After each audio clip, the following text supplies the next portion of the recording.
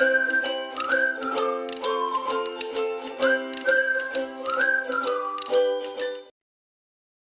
And welcome students. इस video में हम लोग देखेंगे सीजी बोर्ड क्लास 10 साइंस के मॉडल क्वेश्चन पेपर को। ये model question paper Prabodh publication का बनाया हुआ है। ये आपके प्रैक्टिस के लिए है, साथ ही में यहाँ से क्वेश्चंस रिपीट होने के चांसेस भी हैं, तो आप दोनों ही पर्सपेक्टिव से इसको स्टडी कर सकते हो। यहाँ पे स्टार्टिंग में आपका जो ब्लूप्रिंट है वो भी दिया हुआ है, और इस ब्लूप्रिंट के ऊपर में मैं ऑलरेडी आप लोगों के लिए एक वीडियो बनाई थी। आई होप आप उसको देख चुके हो। अगर नहीं भी देखे होगे तो वो आपको एंड स्क्रीन पे मिल जाएगा, आप वहाँ से देख लेना। ब्लूप्रिंट देख करके आप अपना स्ट्रैटेजी बना सकते हो कि आपको कौन से लेसन्स पे फोकस करना है, क्योंकि अब टाइम कम बचा है और अगर आपका प्रिपरेशन सही से नहीं हुआ है तो ब्लूप्रिंट देख के पढ़ना ज़्यादा अच्छा होता है। अब आ जाते हैं हम लोग क्वेश्चन पेपर पे। तो ये तो सबको पता ही है कि आपका पेपर 75 मार्क्स का होता है और इसमें 3 आवर्स का टाइम दिया जाता है। क्वेश्चंस आपके सारे कंपलसरी रहते हैं, लेकिन बाकी इंस्ट्रक्शंस हम लोग देख लेते हैं। जो आपका फर्स्ट क्वेश्चन है वो ऑब्जेक्टिव टाइप होता है, जिसके 2 सेक्शंस होते हैं। सेक्शन ए में 10 क्वेश्चंस आते हैं मल्टीपल चॉइस क्वेश्चन के। सेक्शन बी में 5 क्वेश्चंस आते हैं शॉर्ट आंसर टाइप, जैसे कि फिल इन द ब्लैंक्स हो गया, या फिर आंसर जो 1 वर्ड वाला रहता है वो रहता है। तो हर एक क्वेश्चन आपका टोटल मिला के आपका 15 क्वेश्चन यहाँ हो जाएगा। हर एक क्वेश्चन 1 मार्क्स का होगा, तो आपका जो क्वेश्चन 1 है वो 15 मार्क्स का बन जाता है। क्वेश्चन नंबर 2 से 6 तक के जो रहते हैं वो शॉर्ट आंसर टाइप क्वेश्चन होते हैं। हर एक क्वेश्चन पे आपको 2 मार्क्स मिलता है, वर्ड लिमिट 30 रहता है।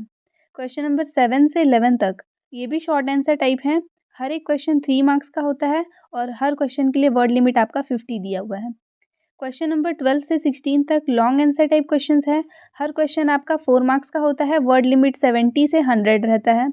क्वेश्चन नंबर 17 से 19 तक के जो हैं वो लॉन्ग आंसर टाइप हैं। यहाँ पे आपको 5 मार्क्स के क्वेश्चन मिलेंगे, वर्ड लिमिट 100 से 150 वर्ड्स। जो आपका लॉन्ग आंसर टाइप 1 और टाइप 2 है, मतलब क्वेश्चन नंबर 12 से लेकर के 19 तक का जो क्वेश्चन है, इन सब में आपको इंटरनल ऑप्शंस दिए रहते हैं, 4 मार्क्स वाला और 5 मार्क्स वाला क्वेश्चन में। जैसे 12 में आपका 2 क्वेश्चन रहेगा, दिस और दिस, वैसे ही 13 में 2 रहेंगे, दिस और दिस, ऐसा करके आपको क्वेश्चन नंबर 19 तक मिलता है। तो हम लोग देखते हैं पहले सेट 1 को। टोटल 4 सेट इन्होंने बनाया है, बाकी और सेट अगर मिल जाता है दूसरे पब्लिकेशंस का भी तो वो भी मैं आपको प्रैक्टिस करा दूंगी, ताकि ओवरऑल आपके मैक्सिमम क्वेश्चंस जो हैं वो कवर हो जाए। फर्स्ट क्वेश्चन हो गया आपका, choose the correct answer. Author of book Darwinism, इस बुक के ऑथर कौन है? तो ऑब्वियस है कि डार्विन ही लिखे होंगे, क्योंकि उनके ऊपर बेस्ड ये बुक है, तो आंसर आपका डार्विन सूझेगा। लेकिन एक्चुअल में इसका आंसर है वेलेस, इसलिए यहाँ पे कंफ्यूज आपको नहीं होना है। डार्विनिज्म जो है, the book on Darwinism is written by Wallace, तो आपके पास आंसर हो जाएगा ऑप्शन सी। याद रखना है, इसको बिल्कुल भी गलती नहीं करना है कि डार्विनिज्म दिया है तो डार्विन पे टिक कर दिए, इतना भी सिंपल क्वेश्चन नहीं रहता है। क्वेश्चन नंबर 2 हो गया, acid found in Apple, Apple में कौन सा एसिड होता है? तो एप्पल में पाया जाता है मेलेइक एसिड, आप लिखोगे ऑप्शन बी मेलेइक एसिड। जो टार्टेरिक एसिड है ये आपको मिलेगा टैमरिंड्स में, ऑक्सैलिक एसिड मिलेगा टमेटोस में, और एसिटिक एसिड आपको मिलता है विनेगर में। नेक्स्ट इसके बाद में क्वेश्चन नंबर 3 है, temperature of 27 degree Celsius in kelvin scale, ये सेल्सियस में दिया, आपको केल्विन में बताना है। सेल्सियस को केल्विन में कन्वर्ट करना बहुत ईजी है, 273 ऐड करना होता है बस। तो जो भी आपका नंबर दिया है, जैसे 27 दिया है तो 27 में 273 ऐड कर दोगे, 300 आंसर आ जाएगा। तो आपका आंसर हो गया ऑप्शन ए 300। देन उसके बाद में आपका दिया है fourth question, a cow eats grass, cakes formed by its cow dung are used as fuel, एक काउ जो है वो ग्रास खाता है और उसके जो केक्स बनते हैं उसका फॉसिल फ्यूल के फॉर्म में वो यूज़ हो रहा है, ठीक है, फ्यूल्स के फॉर्म में, फॉसिल नहीं, फ्यूल्स के फॉर्म में वो यूज़ होता है। जो स्मोक फॉर्म होता है इस प्रोसेस में वो मिक्स हो जाता है एटमॉस्फेयर में, और जो उसके रिमेन्स बचते हैं जैसे कि ऐश बचता है वो मिक्स हो जाता है सॉइल में। इस कंप्लीट प्रोसेस को क्या बोला जाता है? तो यहाँ पे आपका आंसर हो जाएगा मटेरियल रिसाइकल। लाइफ साइकिल नहीं है, काऊ का लाइफ साइकिल नहीं, हम लोग काऊ के बारे में स्टडी नहीं कर रहे हैं, काऊ डंग को स्टडी कर रहे हैं। तो ये मटेरियल है, काऊ डंग क्या है, वो एक मटेरियल है, तो उस मटेरियल का जो साइकिल बन रहा है उसको हम लोग मटेरियल साइकिल बोलते हैं, इसलिए आंसर हो गया आपका ऑप्शन बी। ना तो फूड वेब है ना फूड चेन है, वो तो क्लियर दिख रहा है यहाँ पे। नेक्स्ट आ जाते हैं क्वेश्चन नंबर 5 में, hormone responsible for sale division in plants, plants में सेल डिवीजन के लिए कौन सा हार्मोन रिस्पॉन्सिबल है? तो यहाँ पे आप लिखोगे साइटोकाइनिन, साइटो वर्ड जो है ना वो सेल से ही रिलेटेड है, तो आप यहाँ पे साइटोकाइनिन लिखेंगे, ये सेल डिवीजन में काम आता है। नेक्स्ट है, देखो इथिलीन क्या काम आ रहा है यहाँ पे, तो जो भी उसके लीव्स होते हैं या कोई भी पोर्शन जो येलो टर्न हो जाता है ना वो इथिलीन के एक्शन की वजह से होता है। ऑक्सीन जो है ये ग्रोथ हार्मोन है, जो ग्रोथ के टाइम पे ज़रूरत पड़ता है। डिवीजन के लिए साइटोकाइनिन है, ये याद रखोगे। 6th क्वेश्चन है, in two plane mirrors formed if two plane mirror forms an angle of 45 degree with each other then the number of images formed are. Number of image कैसे find किया जाता है ये मैं आपको लेसन के explanation में और जो एक्सरसाइज सॉल्यूशन था वहाँ पे बहुत अच्छे से एक्सप्लेन की हूँ, तो मैं यहाँ पे आपको पूरे एक्सप्लेनेशन पे नहीं जाऊँगी, मैं टू द पॉइंट आंसर्स आपको बताते जा रही हूँ। तो 45 डिग्री के अगर एंगल पे दो प्लेन मिरर्स को रखेंगे और उसके बीच में एक ऑब्जेक्ट रख दें तो टोटल नंबर ऑफ इमेज जो बनेगा वो 7 होता है। तो यहाँ पे आप 7 लिख दोगे, ऑप्शन सी आपका आंसर हो जाएगा। उसके बाद में आपसे पूछा है विच of the following formula is called lens formula. Lens formula किसको बोलते हैं, तो यहाँ पे आपका आंसर ऑप्शन बी है। 1f जो है वो इक्वल होता है 1v माइनस मतलब 1/f is equal to 1/v minus 1/u। उसके बाद में polythene is a polymer of which of the following. तो यहाँ पे थीन इथीन वर्ड यूज हो रहा है, पॉलीथीन जो है वो इथीन का पॉलीमर है और इथीन का फॉर्मूला होता है C2H4 आपका। तो यहाँ पे आप लिखोगे C2H4, ऑप्शन बी आपका करेक्ट हो जाएगा। नेक्स्ट आते हैं क्वेश्चन नंबर 9 में, plaster of Paris becomes hard. Plaster of Paris hard क्यों हो जाता है, कुछ टाइम के बाद में जैसे हार्ड हो जाता है ना, तो उसका रीज़न क्या है, एब्जॉर्प्शन ऑफ वाटर, वाटर को वो एब्जॉर्ब करता है तो वो हार्ड हो जाता है। वाटर का लिबरेशन नहीं, ना तो कैल्शियम कार्बन क्लोराइड का लिबरेशन, ना ही कार्बन डाइऑक्साइड का एब्जॉर्प्शन। जब वो पानी एब्जॉर्ब करता है तो वो हार्ड मास बना लेता है। तो आपका आंसर हो गया option D. Then which of the following convert chemical energy into light energy. Chemical energy को लाइट एनर्जी में कन्वर्ट करता है। तो जो टंगस्टन का बल्ब जैसे बल्ब होता है वो इलेक्ट्रिकल एनर्जी को लाइट एनर्जी में कन्वर्ट कर रहा है। एलईडीज भी इलेक्ट्रिकल एनर्जी को लाइट एनर्जी में करते हैं।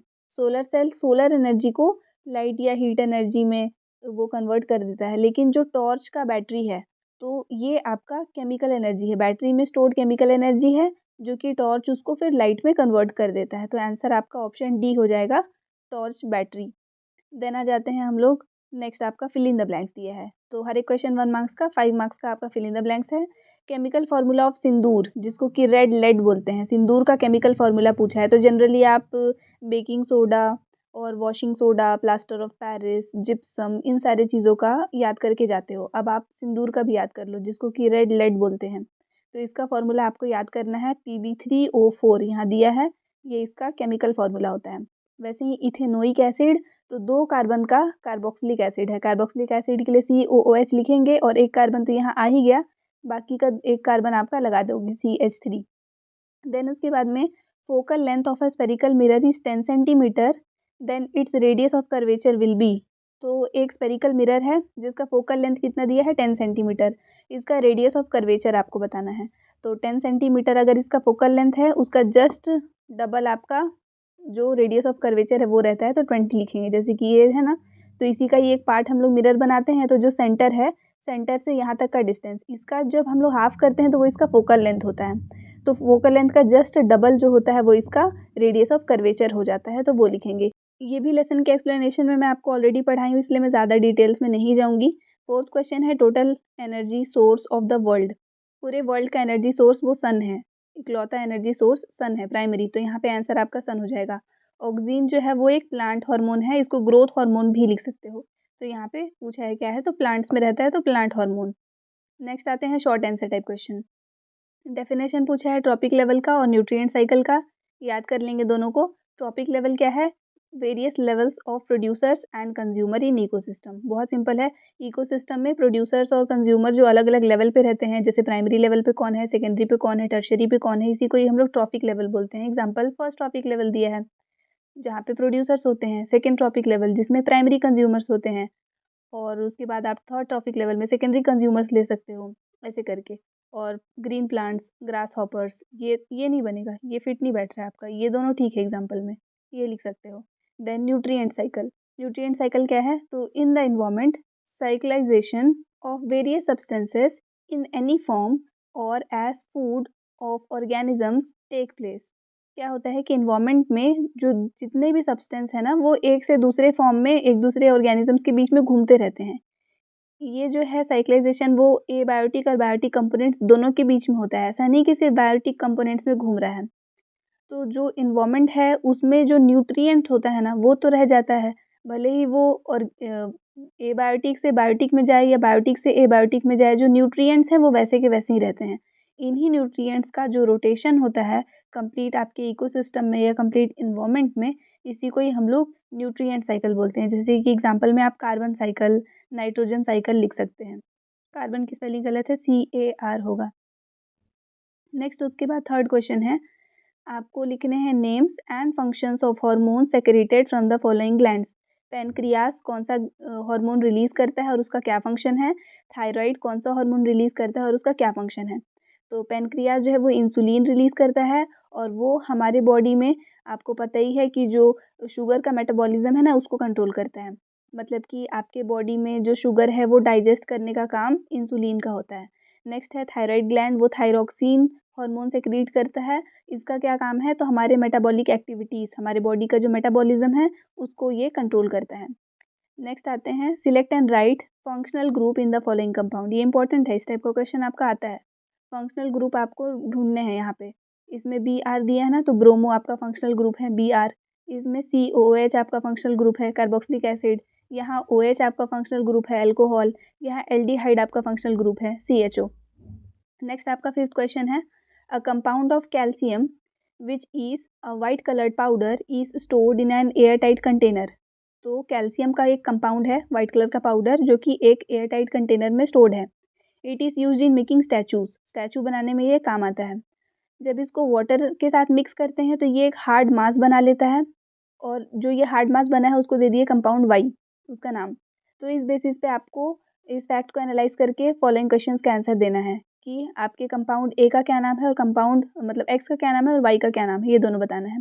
तो जो कंपाउंड एक्स है ना आपका, जो कि वाइट कलर का पाउडर्ड सब्सटेंस है, ये प्लास्टर ऑफ पेरिस है। इसी प्लास्टर ऑफ पेरिस में जब हम लोग वाटर मिलाते हैं तो वो हार्ड हो जाता है। जो अभी हम लोग 9 नंबर का आपका जो MCQ था वहाँ पे देखे कि जो प्लास्टर ऑफ पेरिस है वो हार्ड मास कैसे बना लेता है, तो हम लोग बोले एब्जॉर्प्शन ऑफ वाटर से। तो प्लास्टर ऑफ पेरिस था आपका कंपाउंड एक्स, जिसमें पानी मिला है तो वो एक हार्ड मास बना लिया, जिसको कि जिप्सम बोलते हैं, वो आपका कंपाउंड वाई है। इसका नाम लिखना है बस, तो फॉर्मूला लिखना नहीं है।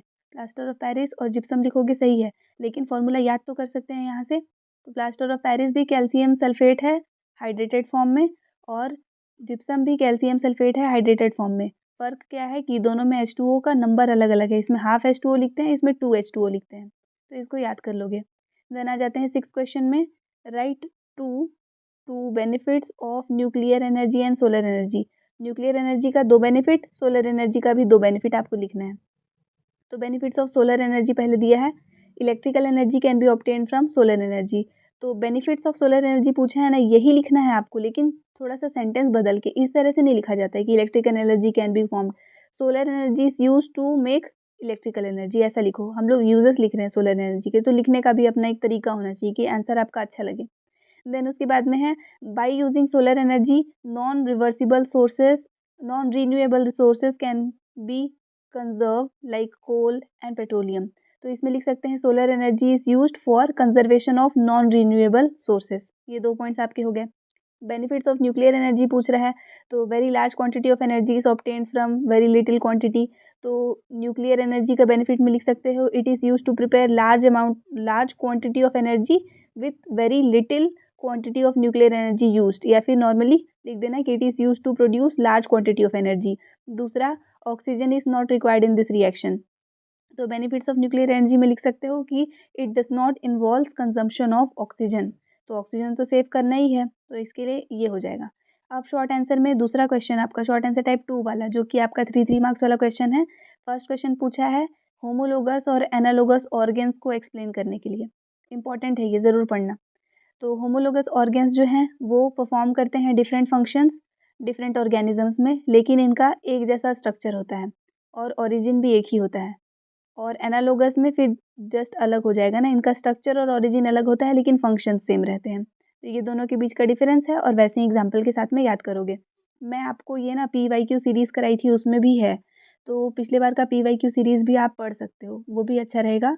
मॉडल पेपर तो अभी ये हो ही जा रहा है, PYQ सीरीज़ मैं आपको रिकमेंड कर रही हूँ कि उससे ज़रूर पढ़ना। और लेसन का एक्सप्लेनेशन वगैरह तो आई होप कि आप देखे हो। अगर ये सारा चीज़ है, अगर साल भर आप एक्सप्लेनेशन पढ़े थे, तो अभी आपको ये सारे क्वेश्चन समझने में कोई बहुत ज़्यादा डिफ़िकल्टी नहीं आ रहा होगा। 8 नंबर है on the basis of ionic theory of Arrhenius define acid base and give 2 examples of each.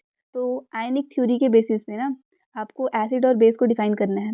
Acid और बेस का डेफिनेशन बहुत सारा है, लेकिन आर्हेनियस के कॉन्सेप्ट का अलग हो गया, लुईस का अलग हो गया, ब्रोंस्टेड लॉरी का अलग हो गया। तो आपसे यहाँ पे आर्हेनियस का पूछा है और एग्जाम्पल भी देना है। तो आर्हेनियस का ईजी है, जो H+ आयन डोनेट करते हैं उनको हम लोग एसिड बोलते हैं, ये आर्हेनियस का कॉन्सेप्ट है।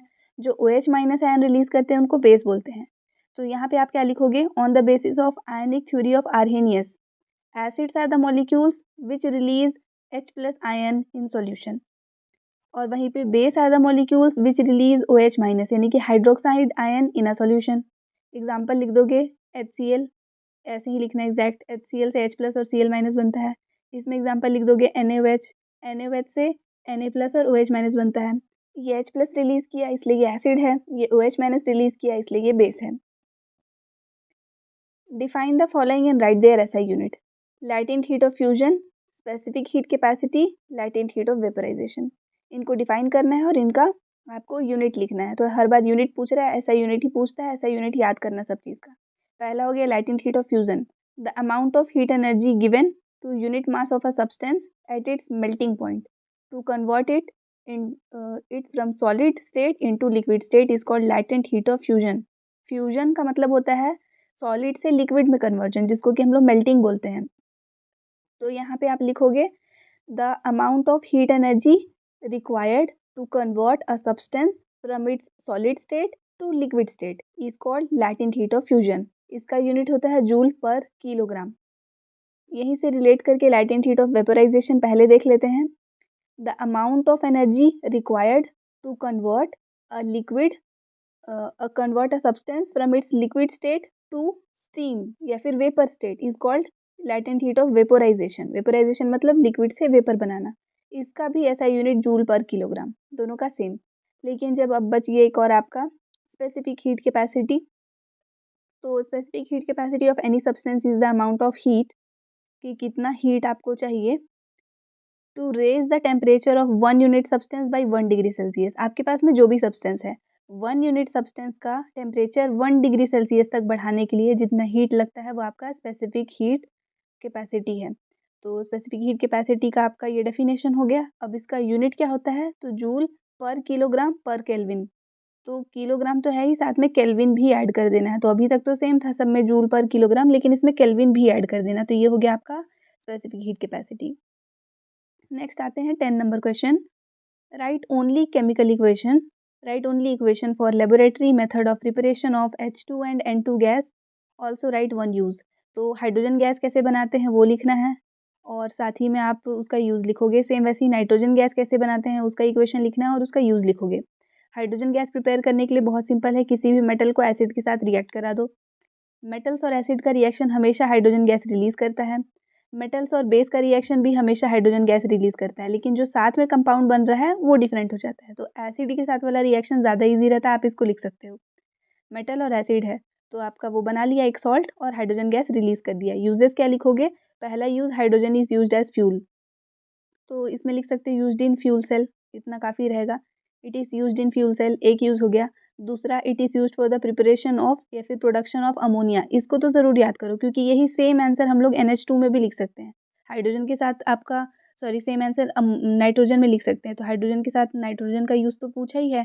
तो used in the production of ammonia NH3, ये हाइड्रोजन का भी यूज़ है और सेम यूज़ नाइट्रोजन का भी है क्योंकि दिख रहा है आपको, देखो कैसे बना है, N2 और H2 मिलाए हैं तो NH3 बना है। तो नाइट्रोजन का यूज़ भी है और हाइड्रोजन का भी है, तो ये पॉइंट तो याद कर ही लेना।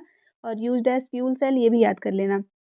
थर्ड यूज़ है used in the production of fat from vegetable oil, मतलब कि डालडा जो होता था ना वो बनाने के काम आता है ये। तो production of fat from vegetable oil, 3 use हो गया, छोटा छोटा ही लिखना है, इतना डिटेल नहीं करना है। सेम वैसे ही नाइट्रोजन के लिए पूछा है, नाइट्रोजन कैसे बनता है, तो नाइट्रोजन बनाने का ये वाला मेथड ईजी है, इसको लिख लोगे।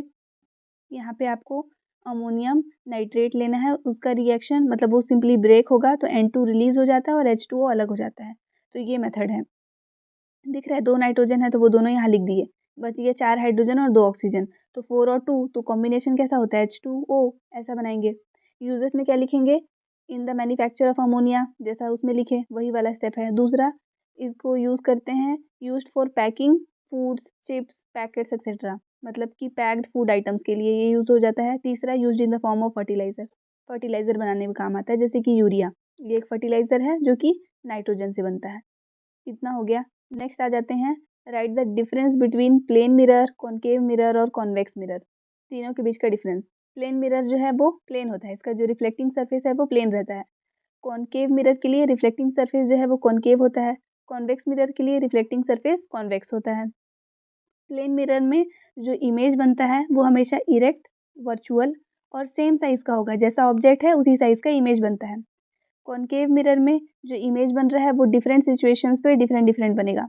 कॉन्वेक्स मिरर में जो इमेज बनता है वो हर सिचुएशन में छोटा ही बनेगा ऑब्जेक्ट से, और ये इरेक्ट और वर्चुअल होता है। इसके लिए बहुत सारे केसेस हैं, इसलिए बोला है डिफरेंट सिचुएशंस में डिफरेंट बनता है, इसलिए वेरिएबल है।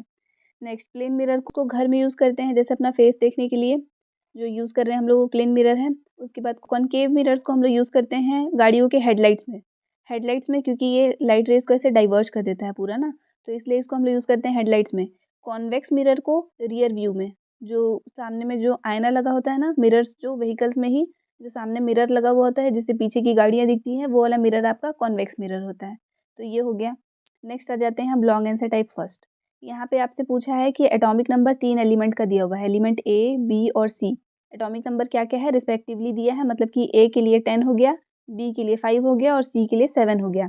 इसके बाद में आपको यहाँ पे बताना है, 4 मार्क्स का क्वेश्चन है, वो मार्क्स मेंशन्ड है यहाँ पे। तो आपको लिखना है, right the name and symbol of the element of atomic number 10। Atomic number 10 जिसका है ना, उसका नेम और सिंबल लिखना है। तो उसके बाद एक-एक करके देख लेते हैं सबका आंसर। पहले 10 किसका होता है, तो अगर आप याद किए होंगे तो 10 नंबर पे नियॉन आता है। तो आप लिख दोगे नियॉन, इसका नेम हो गया और इसका सिंबल होता है Ne। इसके बाद सेकंड क्वेश्चन पूछा है, which element belong to group 13। Group 13 में कौन सा एलिमेंट है। देखो अब ग्रुप कैसे पता करते हैं।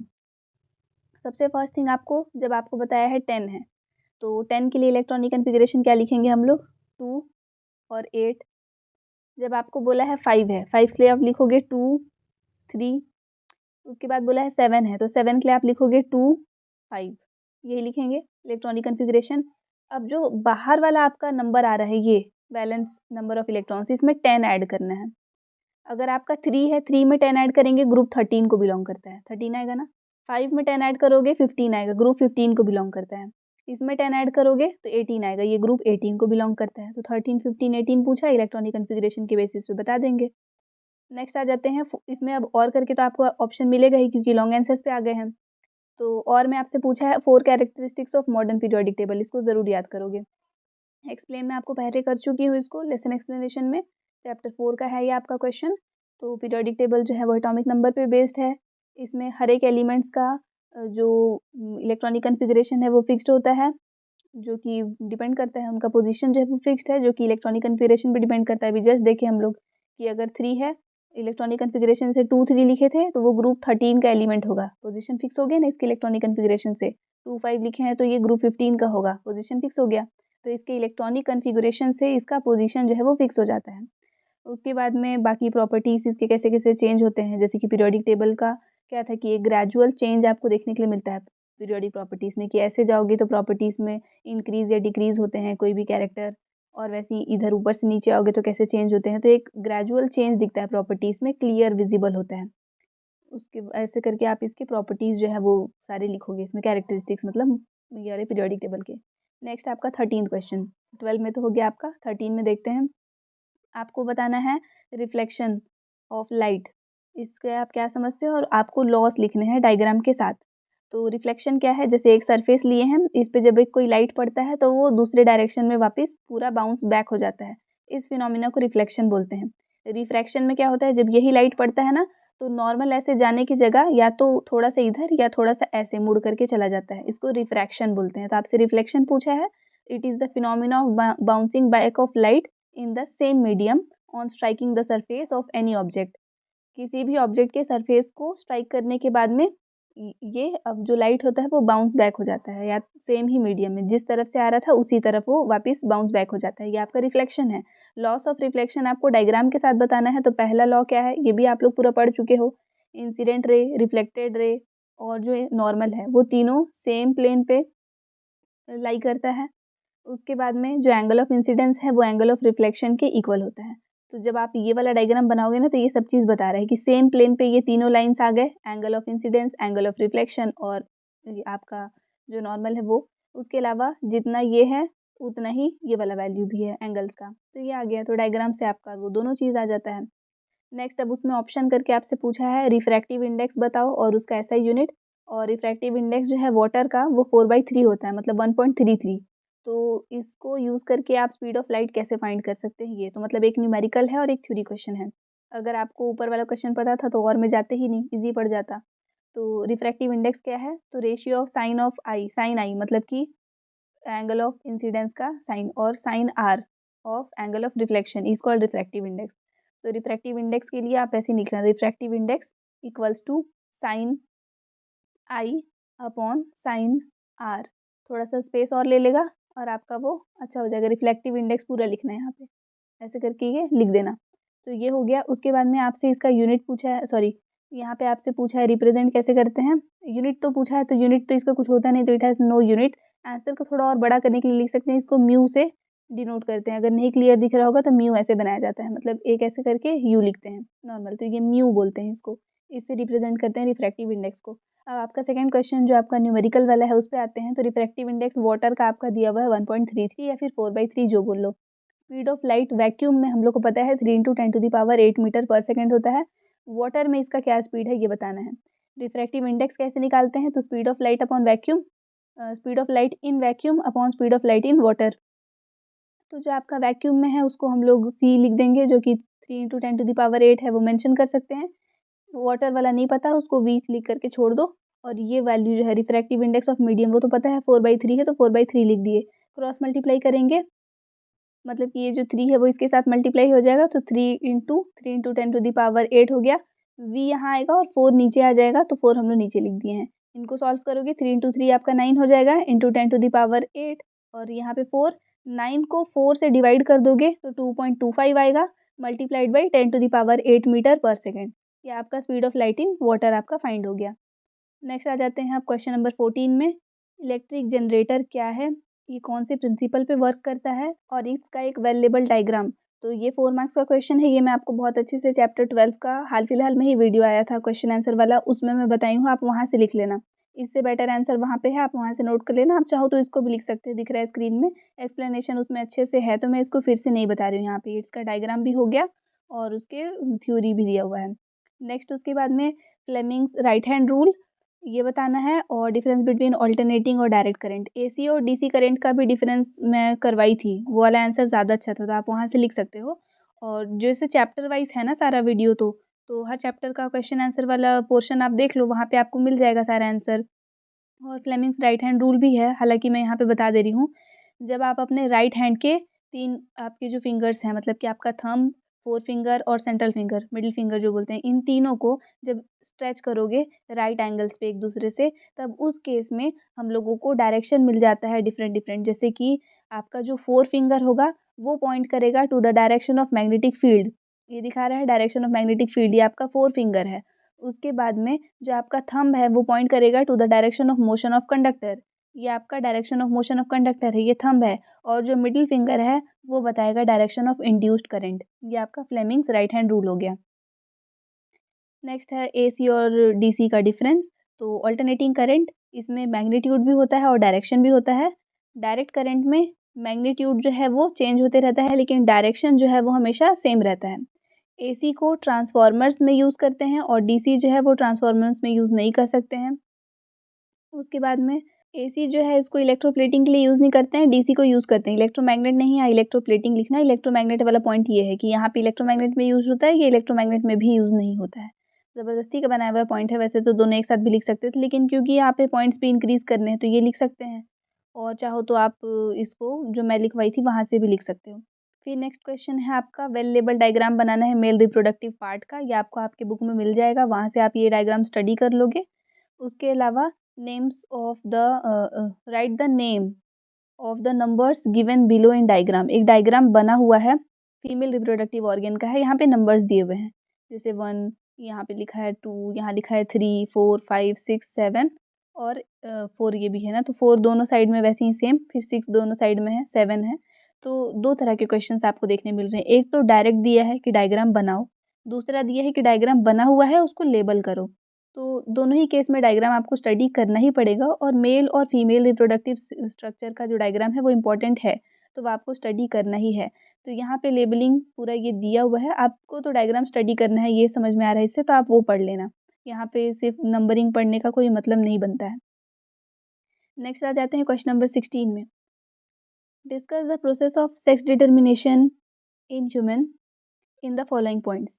फर्स्ट पॉइंट है which are the 23rd chromosome in mother and father in sex determination, which is the sex determination chromosome in human, explain with diagram sex determination in human।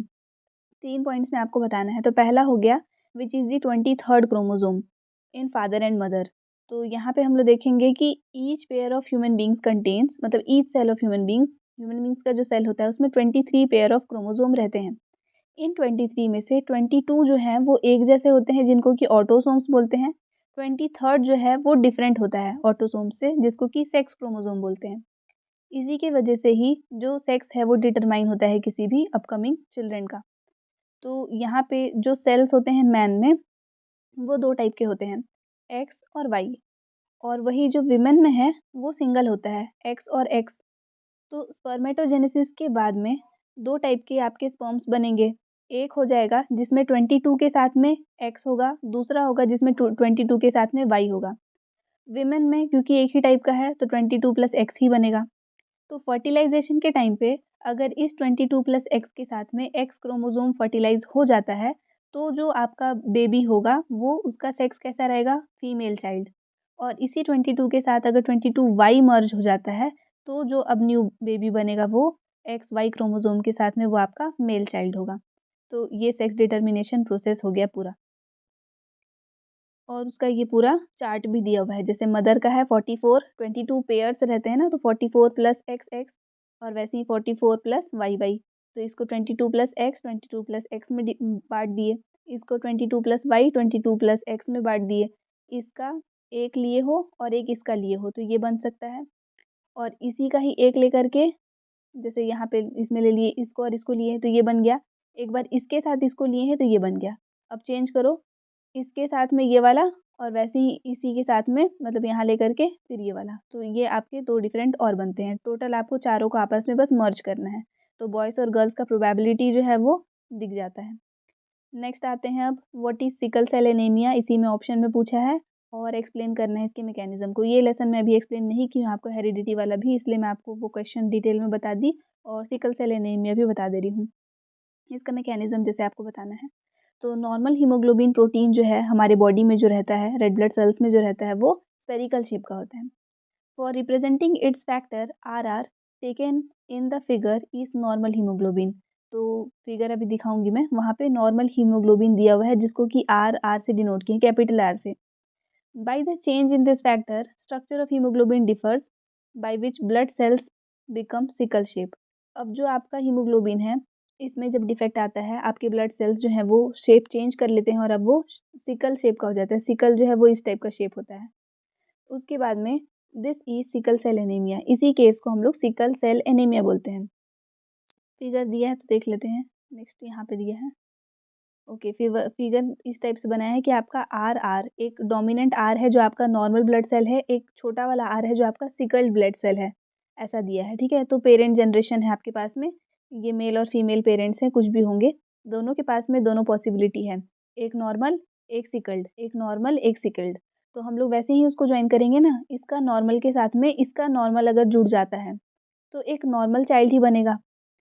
इस normal के साथ में अगर आपका नेक्स्ट ये वाला are आ जाता है तो एक कैरियर बनेगा, मतलब कि इसके पास में आर और आर दोनों है, छोटा और बड़ा दोनों वाला है, तो ये कैरियर है। सेम वैसे ही इस स्मॉल वाले के साथ में इस कैपिटल वाले को मिला दो तो फिर ये कैरियर बनेगा।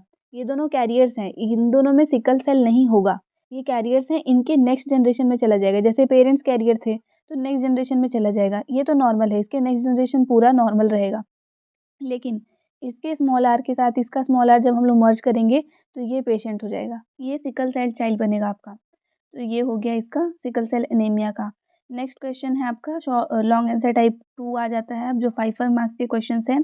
पहला है what is meant by parallel combination of resistance, draw electric circuit of 3 resistance in parallel combination and determine the resultant expression. तो पहले बताना है पैरेलल सीरीज कॉम्बिनेशन क्या है, और उसके बाद में इसका आपको डायग्राम के साथ में फिर इसको एक्सप्लेन करना है। सेम वैसे ही सीरीज कॉम्बिनेशन भी पढ़ लेना। So when in an electric circuit the first end of all resistors are joined to one point and the last ends of resistors are joined to another point, then this combination is known as parallel combination। आपके पास में बहुत सारे resistors हैं, जैसे आपका ये first resistor हो गया, ये दूसरा हो गया, ये तीसरा हो गया। इनके फर्स्ट एंड को एक साथ ज्वाइन कर दो एक सिंगल पॉइंट पे, ये सारे एंड्स को एक साथ ज्वाइन कर दो एक दूसरे पॉइंट पे। ये जो रेजिस्टेंस का जो सीरीज बना है रेजिस्टर्स का, इसको हम लोग बोलते हैं पैरेलल सीरीज कॉम्बिनेशन। दूसरा तरीका है, ये एक हो गया, ये दूसरा हो गया, ये तीसरा हो गया। इसके सेकेंड एंड को इसके फर्स्ट एंड से, इसके सेकेंड एंड को इसके फर्स्ट एंड से, और ऐसे ही सो ऑन। जब इस तरह से कंबाइन करते हैं तो सीरीज कॉम्बिनेशन ऑफ रेजिस्टर्स बनते हैं। अब यहाँ पे आपको इलेक्ट्रिक सर्किट का ड्रॉ करना है और पैरेलल कॉम्बिनेशन को एक्सप्लेन करना है। तो ये ड्रॉ किया है, 3 रेजिस्टर्स हैं, तीनों का कॉमन यहाँ पे और ये वाला एंड यहाँ पे ज्वाइन कर दिया है। उसके बाद में आप इसको एक स्विच से, एक वोल्ट मीटर से और एक बैटरी से कंबाइन करोगे, और फिर इसमें से करंट जो है वो इसलिए वो फ्लो होगा। इस टाइप का आपका जो सीरीज कॉम्बिनेशन, इस टाइप का जो कॉम्बिनेशन हुआ, ये आपका पैरेलल कॉम्बिनेशन हो गया। तो one end of resistance R1, R2 और R3 are connected to one point and all second ends are connected to another point, वो सेम चीज़ हो गया। तो रिजल्टेंट आपका जो रेजिस्टेंस बनेगा इस सीरीज़ में, उसको हम लोग निकालते हैं इस फॉर्मूला से। 1/R will be equal to 1/R1 plus 1/R2 plus 1/R3, ऐसे कंटिन्यू होता जाएगा। जितने हम लोग लगाए थे रेजिस्टर्स वो सारे सीरीज रहता है, तो हम लोग R will be equal to R1 plus R2 plus R3 ऐसे करके इसको कंटिन्यू करते जाते हैं। अब क्योंकि हम लोग इसको 1/, में लिखे हैं, तो करंट का फॉर्मूला हम लोग को देखो V equals to I R, ये याद होगा ओम्स लॉ से। तो I will be equal to V upon R. तो फर्स्ट केस में I1 will be equal to V upon R1, क्योंकि पैरेलल कॉम्बिनेशन में जो वोल्टेज है वो तो सेम है पूरे में। I2 will be equal to V upon R2, I3 will be equal to V upon R3। तो हम लोग अगर I निकालना चाहे तो I का वैल्यू क्या आ जाएगा, I1 plus I2 plus I3 ना। तो वैसे ही V अपॉन आर अगर निकालना चाहे तो V upon R will be equal to V upon R1 plus V upon R2 plus V upon R3। तो ये V तो है वो कॉमन था पूरे में, तो हटा दो। 1/R will be equal to 1/R1 plus 1/R2 plus 1/R3, ये डेरिवेशन हो गया उसका। आपको डिराइव भी करने बोला है, इसलिए ये चीज़ को एक्सप्लेन किया। नेक्स्ट है what is meant by resistance of conductor. किसी भी कंडक्टर का रेजिस्टेंस क्या होता है, उसका ऐसा यूनिट क्या है। और right joules law of heating for a current I in second flowing through a conducting wire of resistance R। तो जूल्स लॉ आपको लिखना है। तो पहले देखते हैं रेजिस्टेंस क्या है। The property of a conductor which resist the path of flow of current is called resistance of conductor. किसी भी कंडक्टर का रेजिस्टेंस क्या होता है कि करंट जो है वो फ्लो हो रहा है, लेकिन उसके पाथ को जो रोक रहा है ना, करंट को फ्लो होने से जो रोक रहा है, उसको हम लोग रेजिस्टेंस बोलते हैं, जिसको कि कैपिटल R से डिनोट किया जाता है। इसका ऐसा यूनिट ओम होता है, ऐसे करके जो आप लिखते हो ओम। उसके बाद में ऐसा यूनिट हो गया, रेजिस्टेंस हो गया। अब आपको जूल्स लॉ बताना है। तो सपोज करो कि एक करंट है जिसको कि I से डिनोट कर रहे हैं, वो एक कंडक्टर से फ्लो हो रहा है जिसका रेजिस्टेंस R है। टाइम जो है वो T सेकेंड्स है, और हीट जो है उसको हम लोग H लिखेंगे, क्योंकि एक हीट प्रोड्यूस होगा जब वो रेजिस्टेंस मतलब जब रोकता है ना करंट को फ्लो होने से, तो वहाँ पे हीट प्रोड्यूस होता है। इसीलिए भी जहाँ इलेक्ट्रिसिटी पास होता है तो तार वगैरह गर्म हो जाता है, रेजिस्टेंस की वजह से होता है। तो वो हीट H ले लिए। जूल्स लॉ के according heat produced in resistance R is proportional to the square of current I। Heat is proportional to the square of current I। तो हीट को प्रोपोर्शनल का साइन लगा के I स्क्वायर लिखोगे, equal to का sign नहीं लगाओगे। तो जो हीट प्रोड्यूस्ड है वो R के भी प्रोपोर्शनल होता है, इसलिए दूसरे वे में हम लोग लिख सकते हैं कि heat produced is directly proportional to R। ये आपका फर्स्ट हो गया, ये सेकंड इक्वेशन हो गया। दोनों इक्वेशंस को अगर मैं कंबाइन कर दूं साथ ही में, heat is directly proportional to T also, तो तीनों को कंबाइन कर सकते हैं। तीनों इक्वेशंस को, 3 इक्वेशंस बने हैं, तीनों को कंबाइन करेंगे तो हीट जो है आपका वो डायरेक्टली प्रोपोर्शनल हो गया I2 R और T के, I2 R और T के तीनों को कंबाइन करने से। ये जो प्रोपोर्शनैलिटी है इसको हटाने के लिए, प्रोपोर्शनैलिटी का साइन हटाने के लिए प्रोपोर्शनैलिटी कांस्टेंट यूज़ करते हैं, जो कि यहाँ पे के यूज़ हुआ है। K is the proportionality constant. तो H will be equal to K I to, मतलब आई स्क्वायर आर टी। के अगर यूनिट है किसी भी केस में, एक ऐसा केस लो जहाँ पे ये जो प्रोपोर्शनैलिटी कांस्टेंट है इसका वैल्यू 1 है, then I will be directly equal to, H will be equal to I square R T. Next है लेबल डायग्राम बनाना है डाइजेस्टिव सिस्टम ऑफ ह्यूमन और उसके फंक्शंस लिखने हैं। तो डाइजेस्टिव सिस्टम, एक्सक्रीटरी सिस्टम, ये दोनों का तो डायग्राम आप देख ही लेना। फंक्शंस देख लेते हैं डाइजेस्टिव सिस्टम का। तो क्या लिख सकते हो, helps for the digestion of food. उसके अलावा mucus is secreted in the cell in the wall of alimentary canal by which muscles contract and relax and the food moves forward and reach the stomach. Mucus कहाँ से create होता है, जो alimentary canal है उसके walls में, जिसके वजह से मसल्स जो है वो कॉन्ट्रैक्ट और रिलैक्स होते हैं और जो भी आपका फूड है वो खिसक खिसक के आपके स्टमक तक पहुंच जाता है। स्टमक में मेनली जो प्रोटीन है वो डाइजेस्ट हो जाता है। उसके बाद में जो बचा हुआ फूड मटेरियल है वो एक विस्कस, मतलब गाढ़ा सा लिक्विड बन जाता है और वो हमारे स्मॉल इंटेस्टाइन, लिवर और पैनक्रियाज तक पहुंचता है। ये फंक्शंस नहीं है सही तरह से देखा जाए तो डाइजेस्टिव सिस्टम का, लेकिन फंक्शंस जैसे बोला है तो आपकी बुक में बहुत अच्छे से दिया है, फंक्शंस ऑफ डाइजेस्टिव सिस्टम, वहाँ से लिखना। ये फंक्शंस तो नहीं बोलेंगे, डाइजेशन में हेल्प कर रहा है। नेक्स्ट है what is blood. Name, right the name of blood corpuscles and state their functions. Important है। ब्लड क्या होता है, तो ब्लड एक कनेक्टिव टिश्यू है, लिक्विड कनेक्टिव टिश्यू, जो कि डार्क रेड कलर का होता है। इसके मेन कॉन्स्टिट्यूएंट्स क्या क्या हैं, तो प्लाज्मा और ब्लड कॉर्पसेल्स। अब आपसे पूछा है कि ब्लड कॉर्पसेल्स के नेम लिखो और फंक्शन, तो जो ब्लड कॉर्पसेल्स हैं वो आपके 4 लिखोगे यहाँ पे। हालांकि आपसे सिर्फ ब्लड कॉर्पसेल्स पूछा था, हम लोग दोनों लिखेंगे, रेड ब्लड कॉर्पसेल्स और वाइट ब्लड कॉर्पसेल्स, लेकिन साथ में यहाँ पे प्लेटलेट्स और प्लाज्मा दे दिया है तो उसको भी याद कर लो। तो red blood corpuscles contains haemoglobin, जो कि ऑक्सीजन कैरी करने में हेल्प करता है और कार्बन डाइऑक्साइड सप्लाई करता है दूसरे पार्ट्स में। वाइट ब्लड कॉर्पसेल्स क्या है, तो in it ingests and destroys harmful bacteria and dead cells. हमारे बॉडी के जो भी डेड सेल होते हैं और जो भी हार्मफुल बैक्टीरियाज होते हैं बॉडी में, अंदर रहें चाहे बाहर से आए, उनको मारने के काम करता है, मतलब उनको डाइजेस्ट कर देता है, ख़त्म कर देता है। तो ये हमारा डिफेंस है, बॉडी का अपनों का डिफेंस सिस्टम है WBC। अगर कभी भी आप कुछ टेस्ट कराते हो उसमें अगर दिख रहा है कि WBC आ रहा है, मतलब कि आपका बॉडी किसी पर्टिकुलर बैक्टीरिया से या डेड सेल से वो फाइट कर रहा है, ऑब्वियसली बैक्टीरिया से फाइट कर रहा है, ये इस चीज़ का होता है। फीवर है उस केस में भी आपको वाइट ब्लड सेल्स बढ़ा हुआ मिलेगा, काउंट करोगे अगर कभी ब्लड में तो। नेक्स्ट आ जाते हैं प्लेटलेट्स। प्लेटलेट्स जो है वो ब्लड क्लॉटिंग में हेल्प करते हैं, कभी भी कट जाता है कहीं ना तो वहाँ पे जल्दी जल्दी ये प्लेटलेट एक जाली जैसा स्ट्रक्चर बना देता है, जिसकी वजह से ब्लड जो है वो रुकता है, वरना क्लॉट नहीं होगा अगर ब्लड तो कंटिन्यूसली बहता रहेगा।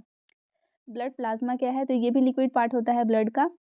इसमें बहुत सारे salt, glucose, amino acids present होते हैं, प्रोटीन्स, हार्मोन्स, ये सब। और ये जो एक्सक्रीटरी प्रोडक्ट होता है ना हमारे ब्लड का, उसको डाइजेस्ट करने में के काम आता है और ट्रांसपोर्ट करता है इन सब्सटेंस को। नेक्स्ट है आपका 9th क्वेश्चन, कंसेंट्रेशन ऑफ ओर क्या है। नेम्स लिखने हैं आपको, various methods of concentration of ore. ये भी मैं आपको जो PYQ सीरीज़ है ना उसको देखोगे तो उसमें ये सारे क्वेश्चंस मिलेंगे, बहुत अच्छे अच्छे क्वेश्चंस हैं, इंपॉर्टेंट है, ये रिपीट हो सकते हैं, मतलब एग्जाम्स में आपको देखने मिल सकते हैं। कंसेंट्रेशन ऑफ ओर क्या है, तो ओर्स को ऑब्टेन करते हैं हम लोग माइन से। माइन से क्या आता है, मिनरल्स आते हैं, फिर मड, सैंड, स्टोन सब मिक्स रहता है ना, तो वो मिलता है हम लोग को, ओर्स मिलते हैं जो माइंस में से लेके आ रहे हैं, जिसमें कि मड, सैंड, स्टोन सब कुछ दूसरे इम्प्योरिटीज सब मिक्सड हैं, जिसको कि हम लोग गैंग बोलते हैं, गैंग मतलब कि इम्प्योरिटीज़।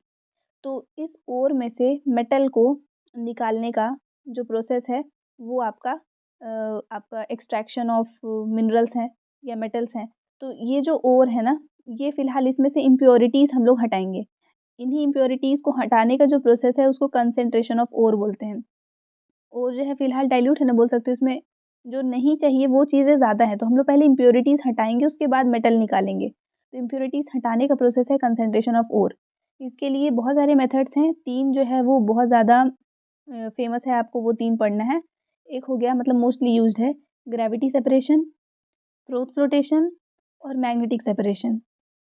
ग्रेविटी सेपरेशन में जो भारी-भारी ऑब्जेक्ट्स हैं वो सेटल हो जाएँगे, और मैग्नेटिक सेपरेशन में जो आपके वैसे ऑब्जेक्ट्स होंगे जो कि मैग्नेटिक होंगे, जैसे कि जो मैग्नेट से अट्रैक्ट हो जाए, जैसे आयरन, वो सारा मैग्नेटिक सेपरेशन से सेपरेट हो जाता है। और उसके लिए ये मैग्नेटिक सेपरेशन का पूरा सेटअप भी दिया है। ये एक बेल्ट होता है जो कि घूमता रहता है और यहाँ इसमें से हम लोग क्रश्ड ओर को गिराते हैं, ओर को क्रश करके इसमें से गिराते हैं।